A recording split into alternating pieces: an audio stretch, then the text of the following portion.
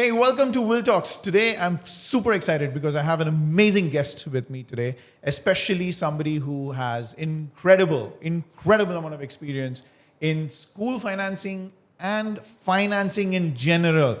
He has over 25 years of experience in the finance industry across different segments, be the rural segment or the urban markets, and more specifically, 13 years of experience in school financing. That's right, you heard me right. School financing, helping small entrepreneurs become edupreneurs, helping people realize their goals in starting their schools. Finance is one of the absolute biggest obstacles and roadblocks for a school owner, and I know it because I run a school myself.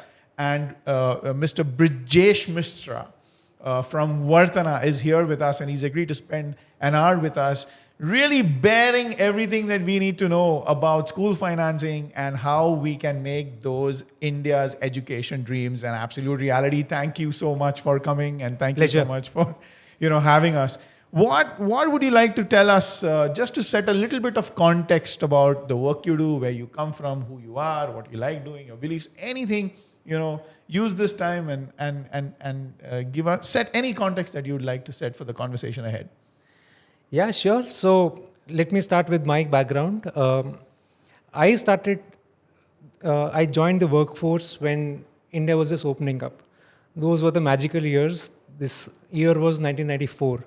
And liberalization was just happening. Things were opening up. So those were the heady days. So I was part of a company called Anagram Finance, where we were doing car loans, two-wheeler loans, etc., all in the consumer finance space. And then we got merged with ICICI Bank down the road. And there I got to work with one of the largest banks in the country, mainly on the asset side, which is giving loans. So two-wheeler loans, car loans, tractor loans. And then ICICI was just an amazing experience. Every 2 years or so, you would get a different assignment. The growth was just heady, right? So ended up doing a lot of things, including, say, tractor financing, the rural side of it, like rural housing, loans against commodities, agri financing, all of these things. So the only financing I knew was personal loans or home loans.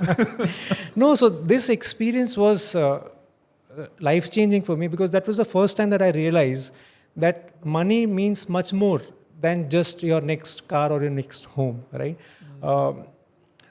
One of our seniors at ICICI, who I admire a lot, used to say that access to finance is as important as a fundamental right? There are so many people who, if they don't have access to finance, are just not able to climb the ladder of social mobility. And that came to fore when we were part of the rural microbanking and agribusiness group. Eye-opening, that how much can a small loan make so much of a difference. It can almost lift a village out of poverty, right? Absolutely. So you have people who do not have access to finance in the urban scenario. So you got the urban poor, villagers where, because of the scale and size of our country, it is very, very difficult to make sure that there is last mile connectivity. So which is where, whatever RBI has been doing in terms of priority sector and getting into agri financing, nobody would want to do that on their own, right? So there's been a push by the government to make sure that every person has access to finance. We were, watching all of this play out on the sidelines, for playing an important role in a small part of it. And during the course of that time, there was this realization that education is something that is so core to any country's development, right? We being the second most populous country, the people, the demographic dividend as we talk about, that is our strength. But if that strength is not leveraged properly, this could become a burden on the country. So where does this journey start? That journey starts right at the beginning, with primary education, right? Access to education is probably the most important thing. And we saw that this was a segment which is underserved, right? So that is how we got into this. But now let me put a break here and start another thread. How did school financing get recognized as a legitimate segment, right? There are certain things which are very unique about a school, which make it very uh, unfriendly for banks and institutions to give a loan, right? And we'll come to that. But let's start with how the private schools came into being, right?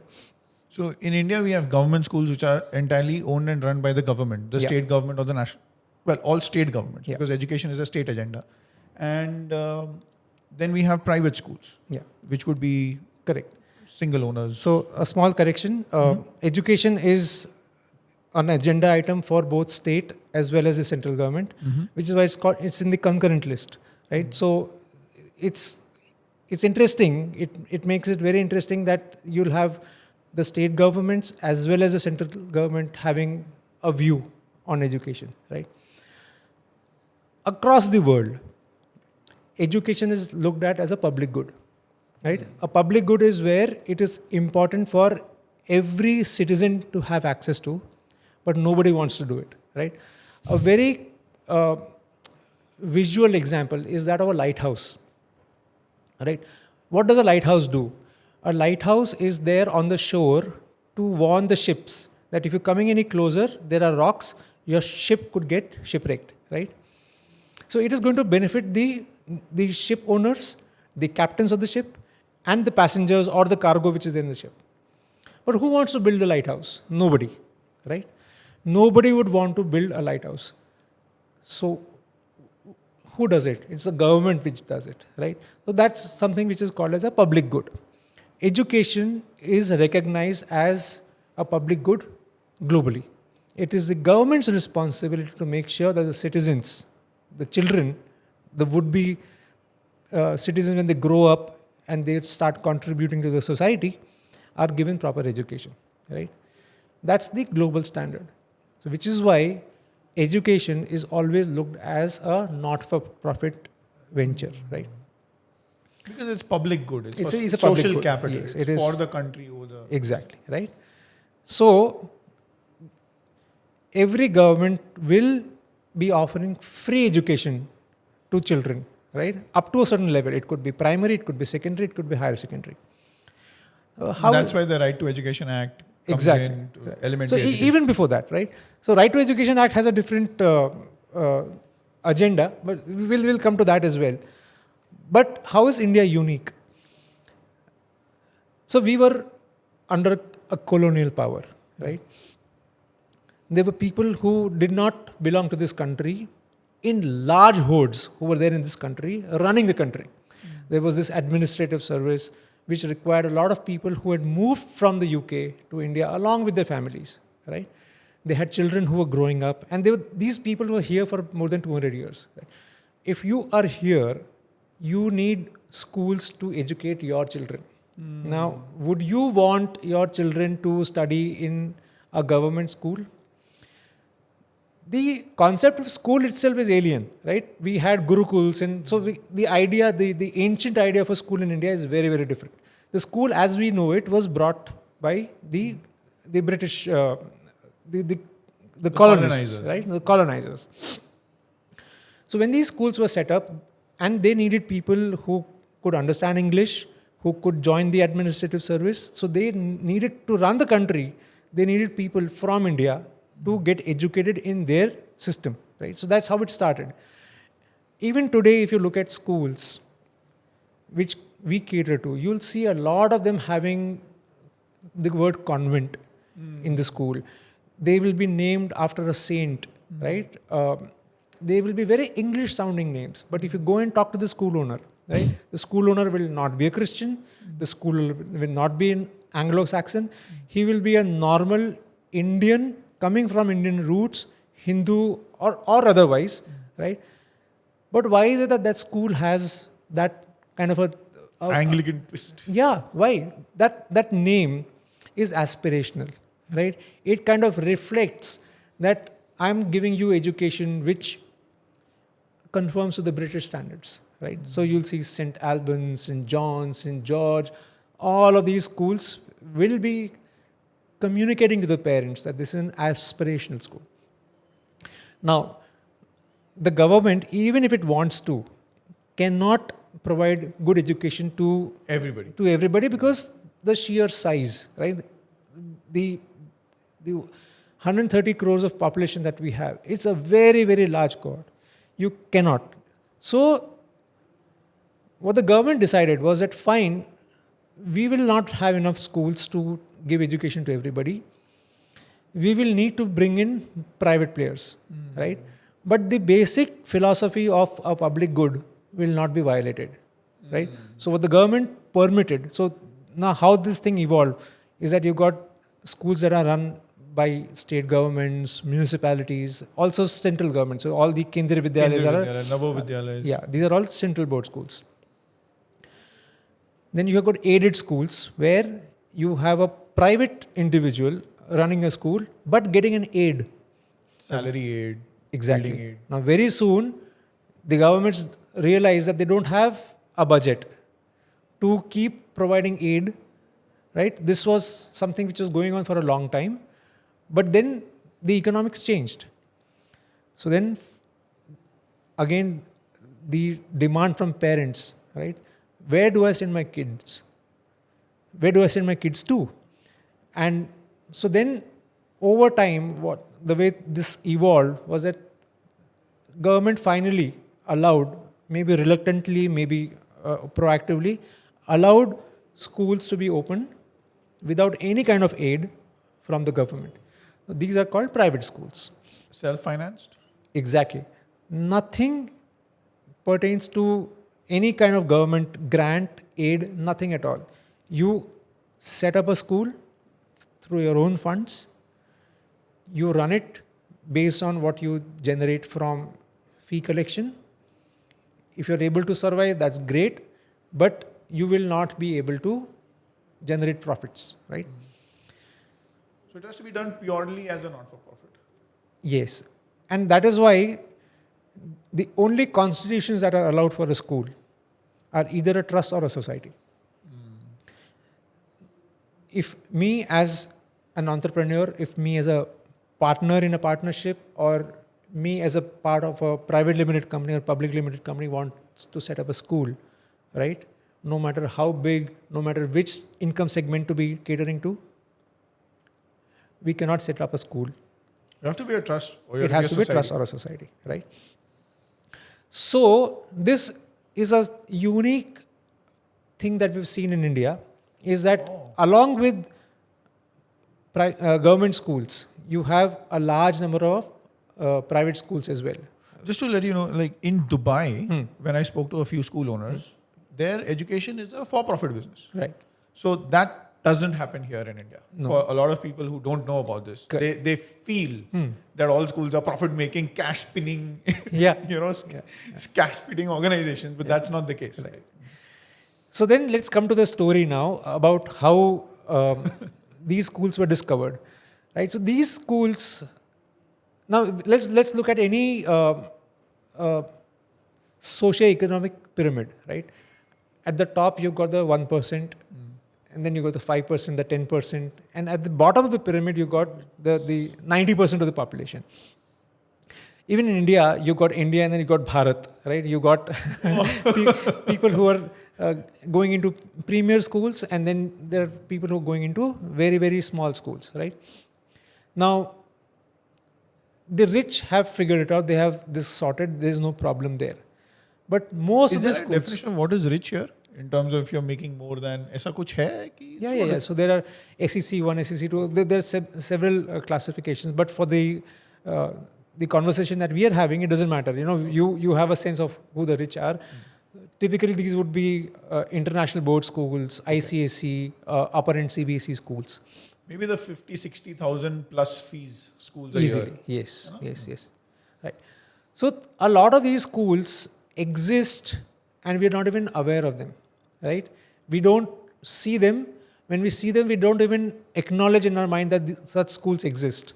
These are the schools where people from the lower income segment are sending their kids to, right? The conventional wisdom says that they should be sending their kids to government schools to get free education for the children, right?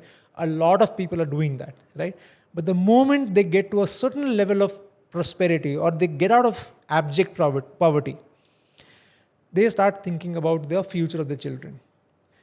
And they have refused to have the future of the children in the hands of a government education system which is well known for the issues, right? We know of teacher absenteeism, we know about lack of accountability, right? The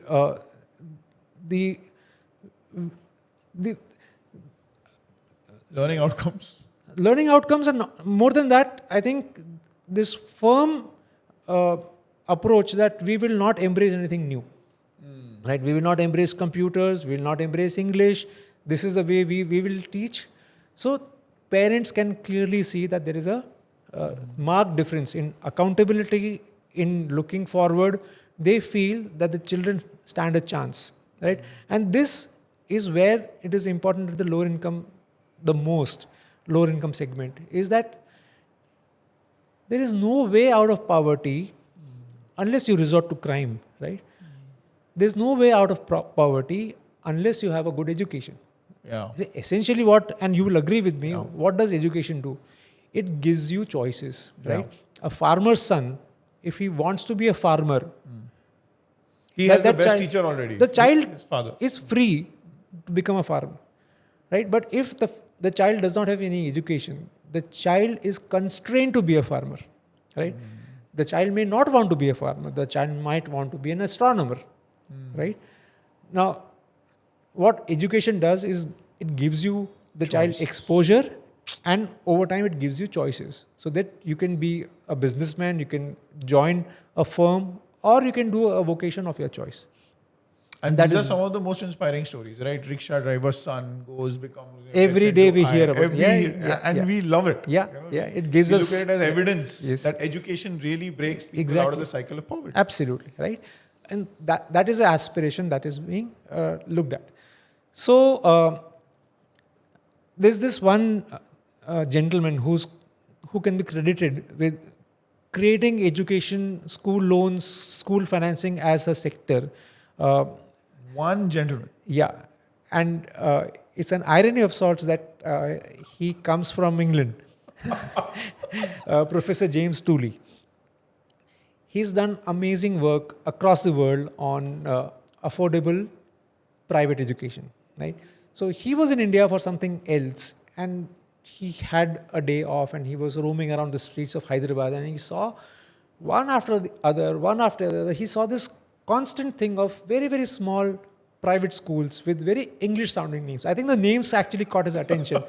And he saw that these are very small schools, and then he went in. And by small, you probably mean 4 rooms, 5 rooms, 10 rooms. Yes. Collection of kids. houses. Yeah, very, very organic, right? These would not from outside not would not be recognized gardens. No, not at all. Horses and stallions running through. Why? No. So then he saw that there was this amazing movement of schools which is right below the radar, and he started writing about it. And then during his visits to various countries in Africa, he saw the same phenomenon. So a lot of third world countries have taken among themselves. The entrepreneurs have decided to offer an alternative to government education, right?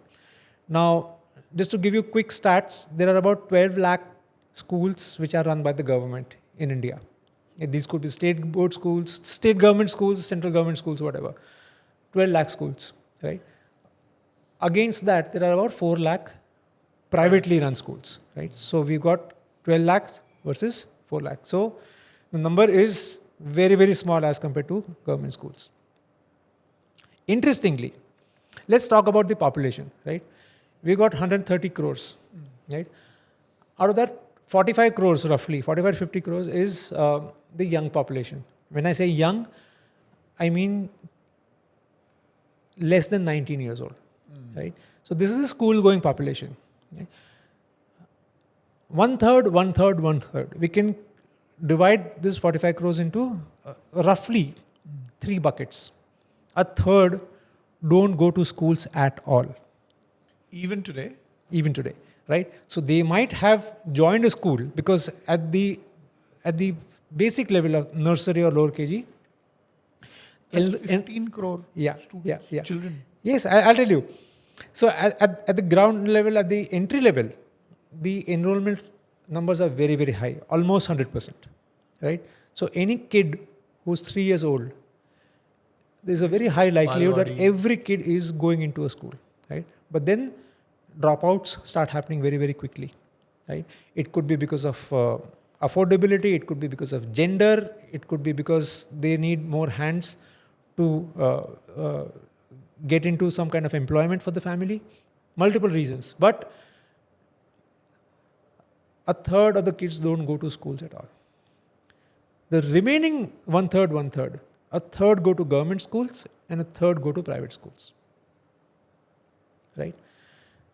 So you can see 4 lakh schools catering to about 15 crores and 12 lakh schools catering to another 15 crores. The other thing is that there is constant migration happening from government schools to private schools. What we've seen, the general wisdom of the crowd is that nobody wants to keep their kids in a government schools more than necessary. Right? So the moment they get a chance, they move their kids to That private seems to be the schools. predominant behavior. Right.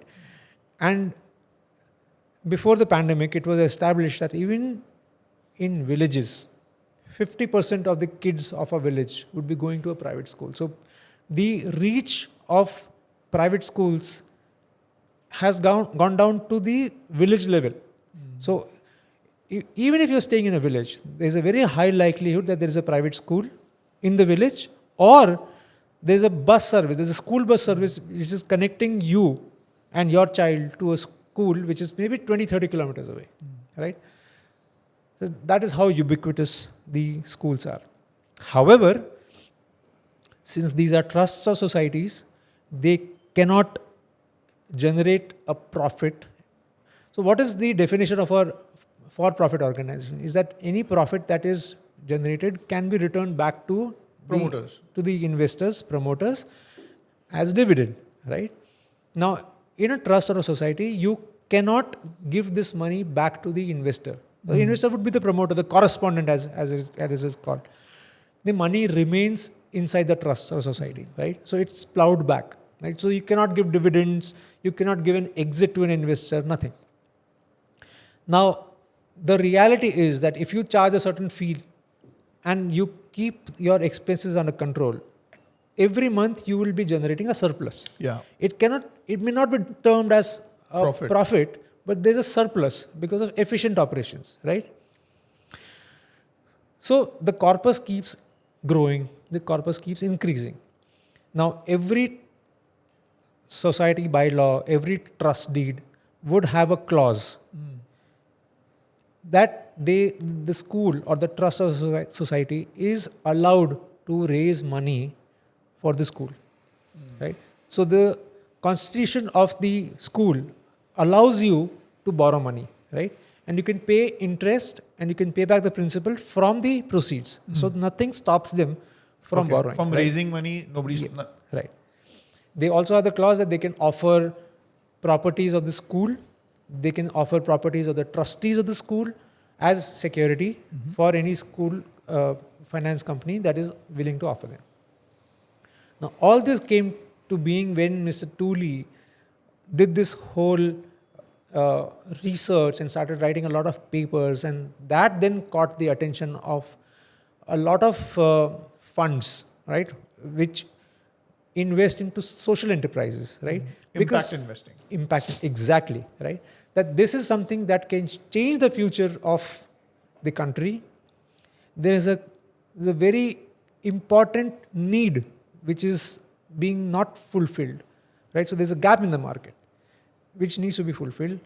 Nobody's going to do it. Banks don't do it because they feel that trusts and societies are high risk, right? They would want to have their savings account, right? They wouldn't want the fee collection right. account, but they don't want to fund them. No, that is a no-no. So that's where when we were at another company based at Hyderabad, that's where a fund which is based in the US took the initiative of starting the first dedicated school finance company. And I was very fortunate to be a part of that journey. I was there as an employee. I was on the board, but again as an employee. And we saw how powerful this was, right? And then doing that for a few years, uh, Steve Hartgrave, who's our co-founder, so the two of us, we decided that this is something which is so important that we would want to spend the rest of our lives doing this. So here we are in our 10th year at Varthana. Based in Bangalore, we are present in almost all the major markets in about 14, 15 states. We have about 130, 140 locations that we service. Team strength is about 700 odd employees. We have had relationships with about 8,000 schools that we have 8,000 led to. schools. As of now, we have about 3,000 schools who have a live loan with us, right? So it's been an amazing journey. Sorry for a very long answer to your question, but No, it's not even a question. this is where we are. Yeah. It's just so enlightening to see, because when you look at the numbers, it's 4 lakh schools in India, 8,000 people you worked with, 3,000 you actively have a loan with. Imagine how many other people or how many other school entrepreneurs are there who are just at this very moment dying to access capital, right? Because they're dying to access capital. If they don't access capital, they'll probably die. In that sense, right? Because you have people with a vision. You have people who really want to do something, make a change in their village, make a change in their pin code, literally, right? Because schools are so contextual. Schools help 3 kilometer, 4 kilometer, 5 kilometer radius, and they are like a flower that's blooming in that particular space, and then nurturing the community around. And because of that, if that person doesn't have that access to capital, he's just going to lose interest. He's going to kill his vision and say, "Ye nahi karne ka, let me go find something else."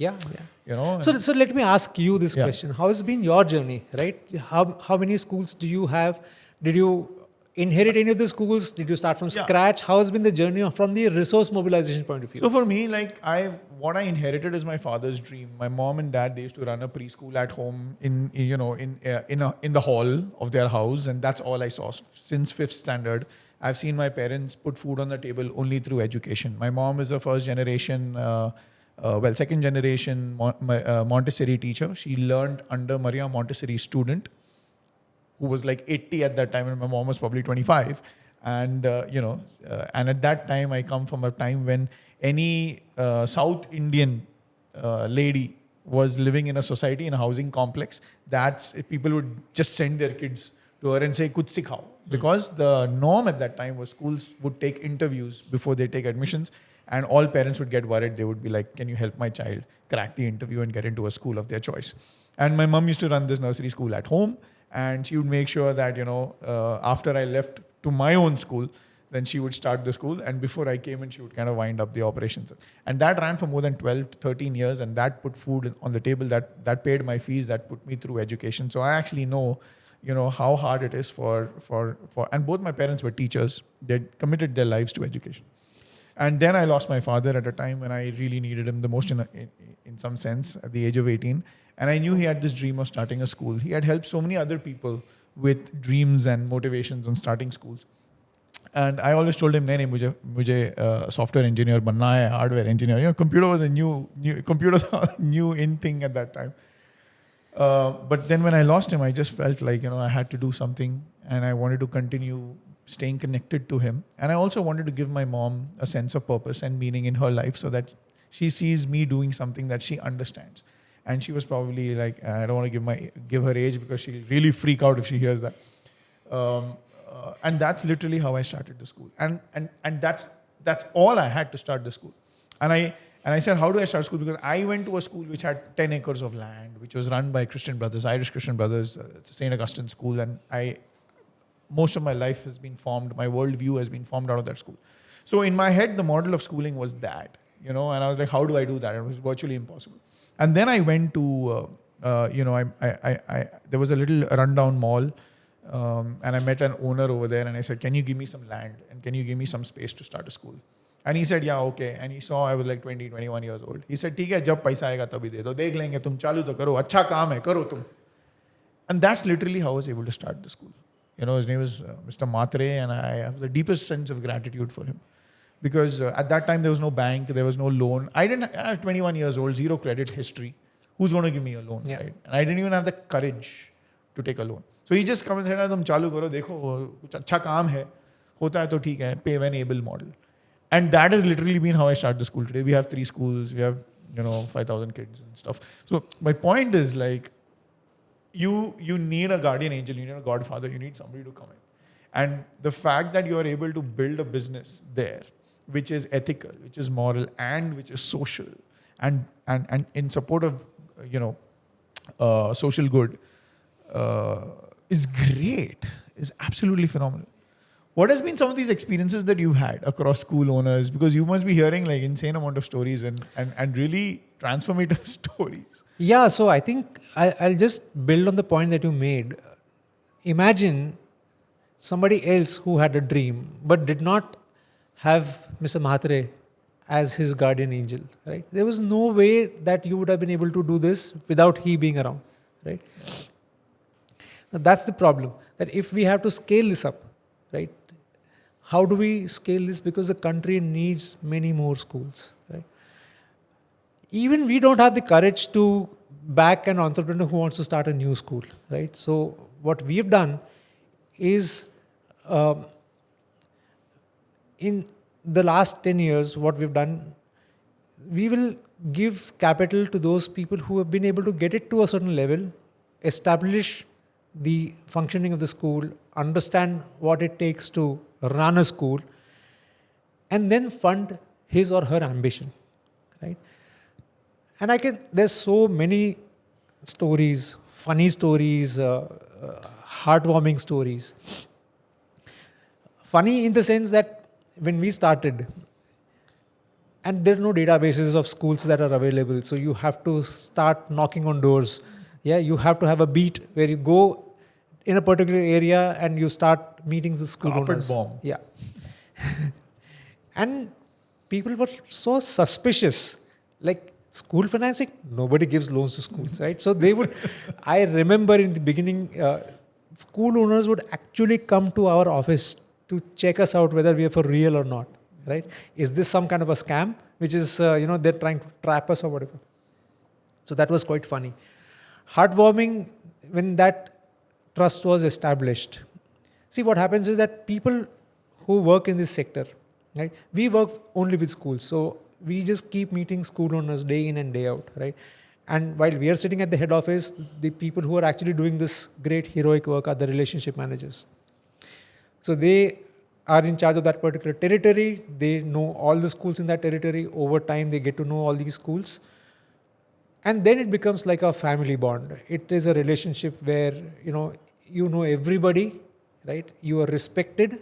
You understand the needs. So that is very satisfying for the employees as well.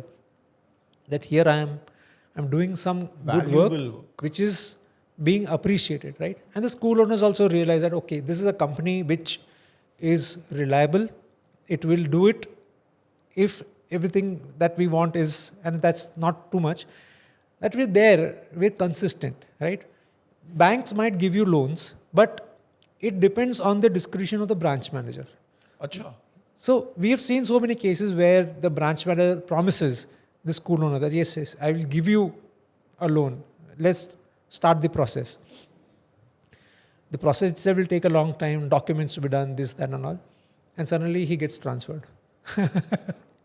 So what happens? The new guy comes in, he says, no, I have a different agenda, right? So it's all anecdotal. It is all circumstantial. But if you work only with schools, right, you can depend upon us. Right, so anyway, coming back to, starting schools, we've not been able to do that yet. But if you have been able to get to a certain level, right, and we know that the school will be able to generate enough surplus, and if you save that money, right, over time you will have enough of a corpus to fund the additional construction on your own funds. You don't need a loan for that. But the disadvantage there, the first thing is that it is a very difficult job to save consistently, right? We all, money comes in and, there's Money something goes. that has to be spent. There's some emergency, the money is gone, right? So many school owners say that, when the new session begins, there's so much of cash which comes in. Within 3 months, where's the money gone? Right? We don't know, right? So saving is very, very difficult, right? Second thing is So inflation. you've seen that financial management is something that many school owners need to learn better. Oh, absolutely. Budgeting, Absolutely. financial management, Absolutely. Not just school owners. dashboarding. I'll tell you, financial literacy, managing finances is such an important thing. And this is probably one area where all of us are guilty of being either completely illiterate or semi-literate, right? Whether it is you, whether it is me, right? We do not give the importance that managing money deserves, right? So, okay, you have some basic things. Okay, fine. I'm earning this much. I'm spending this much. That's fine. We don't spend enough time thinking about the trajectory of money, cash flow statements, or wealth creation, any of these things. After And- 12th, you either go into science or commerce. Exactly, right? So even in commerce, right? Or liberal arts. So the school owners, what we see, most of them come from education background. They were working as a teacher. They got a lot of response from the local community. They were encouraged to start a school, right? Or your family, you saw that inspiration coming from within, right? And then there are businessmen who want to give back to the society or have whatever reasons they have, right? We've seen that people are not planning ahead, right? So one reason is that why do you need a loan? One is that if you keep saving, you need to have that discipline to save over 10 years. Second is inflation. Things are going to get more expensive. So today, if you want to construct a building in say 15 lakh rupees, next year it is going to cost you 20 lakh rupees. The sooner you do it, the better. Right? The third thing is opportunity. If you have a school which is giving very good education to 300 kids, right? And you start saving for the next 5 years, and after 5 years, you add 5 more classrooms, right? So from 300, your capacity would increase to say 500 or 600 kids. It will take you, because you cannot do it gradually, it will happen only when you have got those new rooms ready. So 5 years, you have not added to your strength, right? And then you add. So for 5 years, you have denied kids Yeah, to more whom kids. you could have given that good education. You have denied them that opportunity. So like good schools can get better. Exactly, right? And good schools can serve more people. Exactly, right? And good schools are supposed to do that. Yeah, yeah. Right? So our model is that identify the good schools and bet on them, right? So good schools will become bigger and they will get better.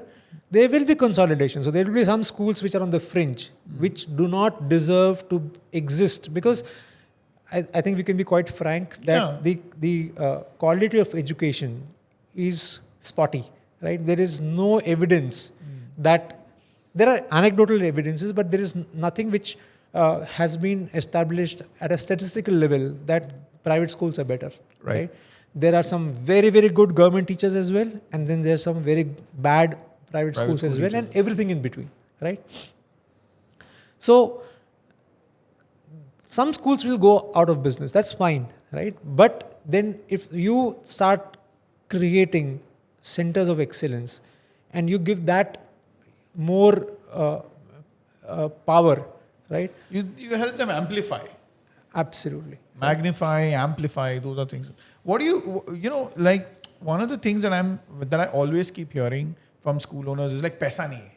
One of the things is paisa nahi hai. And then they have to keep going back to parents, okay, and try to increase fees and try to sell the idea of increasing fees.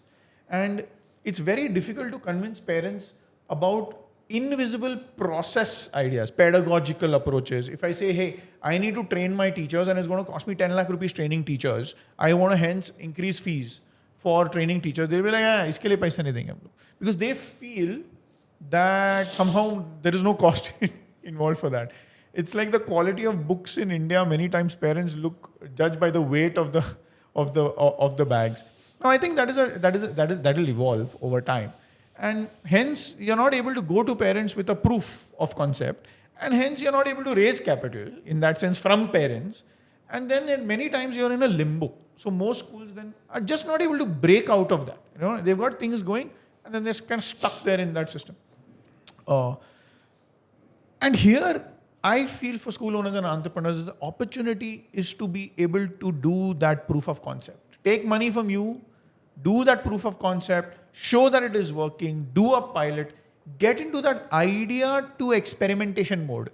You have an idea, talk to Varthana, get the funds, build an experiment, put that pilot in, go to your parents, get the funds, increase the fee because parents now see value, pay off the Varthana loan. Do you think that these are things that school owners like? What would, like if you had 3 minutes, 100% attention from every school owner in India or that 4 lakh, what would you want to tell them? Like, what would you say? अंदर से उनको बोलना है आपको, आप सुनो. Yeah. What would? No, so let's keep Varthana aside for a moment. Yeah, of course. Right. What you just mentioned is a very, very important point. Right. Is that all of us are looking for tangible clues of excellence, which kind of denote excellence, right? Now, the curse that we have in the education space is that imparting education is extremely intangible. What the teacher is teaching, the equation that the teacher has with the child in the classroom, the dynamics are all invisible to everybody else, right? There is no way for a parent who's searching for a new school for her child to figure out which school is a better school. So they're looking for surrogates which kind of signal excellence or signal commitment. Unfortunately, these things are tangible. When we see a good building, a good school building, right, we kind of associate that this good school is also imparting good education, right? Swimming pools, hard infrastructure. Exactly. I remember there was a school owner who told me, पता है मेरा बच्चों का bathrooms में Jaguar fitting है. Yeah. Dude. Yeah. Right. So and this is human nature, human behavior, right? And I also met school owners who said जहाँ पे parents आता है वहाँ पे Italian marble या granite लगा दो. Exactly. बाकी सब जगह कड़प. Yeah. So I'll tell you, if you go to a school which has a multi-storied building, right, the ground floor is going to be amazing.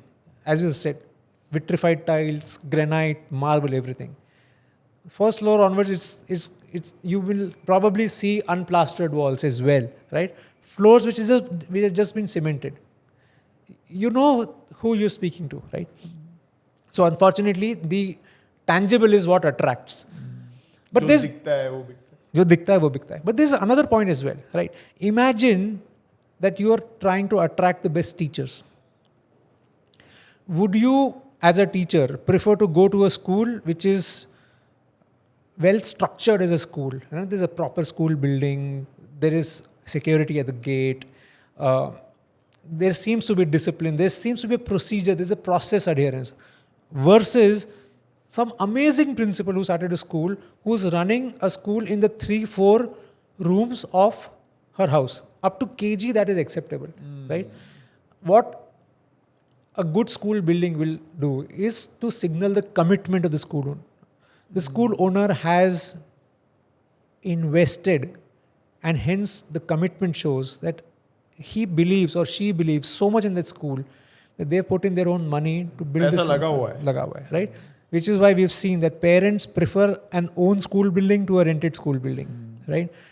There's pressure from the parents, sir, आप कब अपना खुद का campus चालू करने वाले हो? Because they don't want this uncertainty that the school might get closed or the landlord might kick out the school owner and the kids have to suffer. The kids are the most precious things that a parent might have, right? Major FOMO, right? Because they also in a way know that it is invisible. Yeah. And then they don't know how to then recreate that. And that FOMO thing, the segment that we deal with lower income, they're so demanding. They're so demanding for school facilities, features, etc. They will shamelessly go and say, मेरे पड़ोस का बच्चा वो school में जाता है उसमें ये आप क्या क्यों नहीं है क्यों नहीं इधर, right? So then अभी ठीक है मेरे को कंप्यूटर लगाना पड़ेगा, right? Now all of these things cost money. Now capital expenditure, you cannot plan it, right? So what we say is that okay, you have a capital expenditure which is here, right? You will not be able to manage money if you have to spend your own money doing this kind of expenditure, right? So you can borrow and then keep paying down with a small installment which is spread over a long period. That gives you a fair amount of stability in your income streams. So it's a no-brainer. I mean, today if you go and speak to the school owner, right, what we tell them is that, okay, you are generating so much of fees. This is what you're paying your teachers. This is what you spend towards an infrastructure. This is what you have, right? Let's take a small portion of what you have at the end of the day and use that towards the installment. Go for the best, right? It could be a smart class. It could be an interactive panel, right? Because these are things that parents can understand, right? As you rightly said. See it, it's visible, Yeah. and a lot of it works. Correct. And it also makes teachers happy Correct. because they start having more pride and more prestige in the work that they Yeah. do. There are schools where, forget this kind of infra, there are schools where we saw that after a certain age, the girls start leaving, right? So while the mix in the lower classes would be, say, 50-50, by the time you get to the higher grades, there are more boys than girls. Why? Right? One simple reason was that, are there enough toilets for girls? Right? There might be that intent that, yeah, I'll do it, but it's not that necessary. A small loan, how much does a toilet cost? Right? You could take a small loan, you can build a separate wing for girls, you will see your enrollment going up, right? You will see the attrition coming down. It's almost when I'm hearing what you say, it's almost for a school owner saying, no more excuses now. Yeah. No more excuses, boss. Yeah. Karo, paisa available hai. If you're doing your work, if you're doing a decent amount of work, and if you're just stuck because of want of finances, then here is an organization that can help you. I'm more connected to your work because for me, this is, I'm in this work. And then I know how important it is for more school owners to actually know about this and to expand their ideas. Because so many things, I've actually walked with school owners across exhibitions. Okay? And they'll get into a stall and they'll be like, "Ye kitne ka hai?" 600 rupiah per student per year. And then they'll be like, "Nahi." So they're not even looking, they're not even considering something because they're so stuck by the cost. And the immediate next thing is like, "Nahi, mera parent nahi bharega." Now, while it is true that every market, every parent has a particular budget and things like that, but strategically using debt, to make a great change happen in the school really works. I think EdTech now, I think more and more schools need to invest more in EdTech, right? And this is a great way for them to put interactive panels in the classroom at the cheapest possible prices. I've done it myself through you, so I know it, right? I absolutely know it. And I would tell any school owner to think of using your capital for EdTech. Apart from infrastructure, apart from training, apart from all those software aspects that this thing. I actually saw the work that you're doing and amazing work in one way, because I heard once that I think State Bank of India went into a village somewhere in Maharashtra because suddenly all the villagers got like X amount of crores and everybody became rich. And these are villagers who never saw money for 30 years or something like that, or 50 years. And State Bank said, "हम आपको पैसा दे, आपके पास पैसा है, but I'm going to now educate you on managing that money, building that portfolio. Otherwise, you're going to lose all that money in 2 years." Yeah. I don't know, was that something that I probably read this some 15 years ago or something. I don't know if that is true. But I'm also seeing a lot of your work seem to be around not just giving money to schools, but also educating them, strengthening their processes in education, in academics, in pedagogy. So many things you guys are doing. You just want to share a little about that? Yeah. And why are you doing that? No. So for me, I can give you my own example. I have personally taken a lot of sessions on financial planning and management. Right?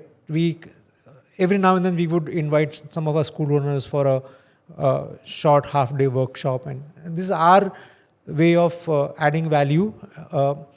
No bank is going to do that. Yeah, no bank is going to do that. And I personally am passionate about this. There's so many misgivings. Should I put money in the stock market or not? Is it just like gambling? Like I want to invest everything in gold or property. Property is the best, safest. There's certain myths which need to be busted, right? So for me, that is a passion. We do financial literacy, but the the core objective that drives the organization is that the learning outcome at the child level should improve, right? And I want to spend a little bit time talking about this.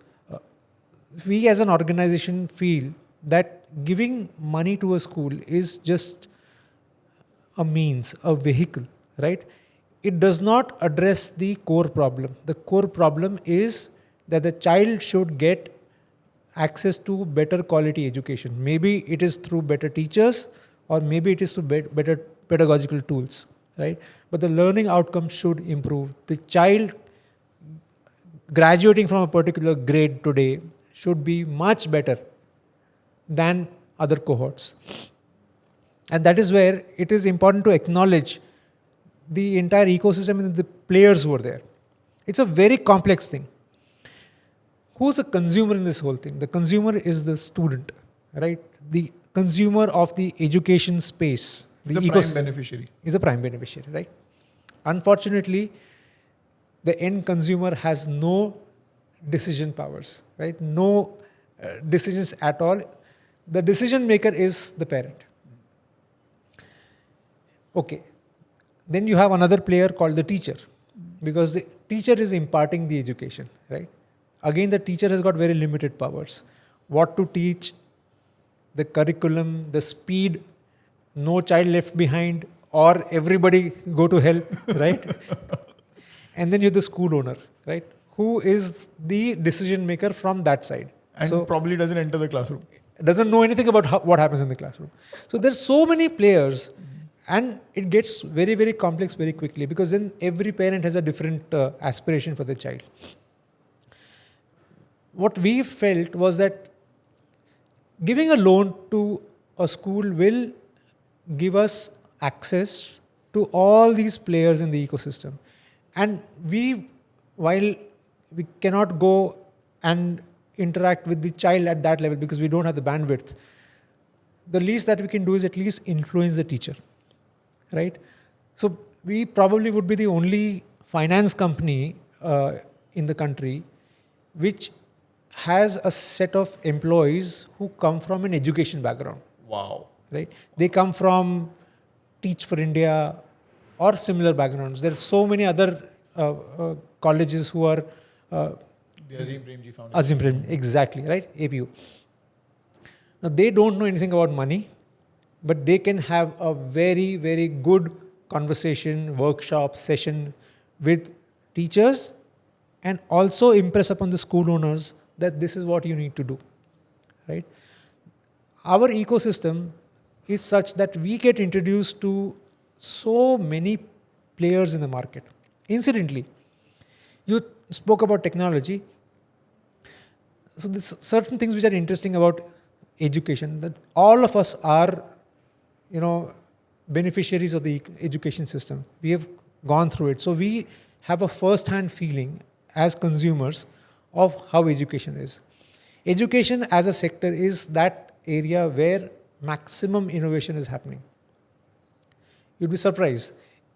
Everybody is building software, building applications, gamifying things, doing amazing kind of innovation to make education better. And particularly after the pandemic, technology or remote learning is something which has become an obsession. What happens is that these brilliant product or content creators can create a product. And what is a product? A product could be something that makes learning and teaching easier. A product could be something which makes the school more efficient. So an ERP system, for example, right? A school fee management system, integration with payment gateways, right? Or it could be something which helps you communicate with the parents. Right? You got an app, you're sending messages and all this. So there are multiple things which are there. Now, it's very easy to conceptualize something and roll out the finished product, right? But then it takes a huge amount of money and capital investment to build the distribution network. Yeah. Because So the 4 lakh distribution, schools yeah. are spread all over. Right? And maybe 3 lakh school owners. We've got 650 districts, right? There's no way that you will be able to, 6.5 lakh villages, right? There's no way that you can do it. What happens is that Varthana then becomes a very natural go-to partner for distributing these products. Yeah.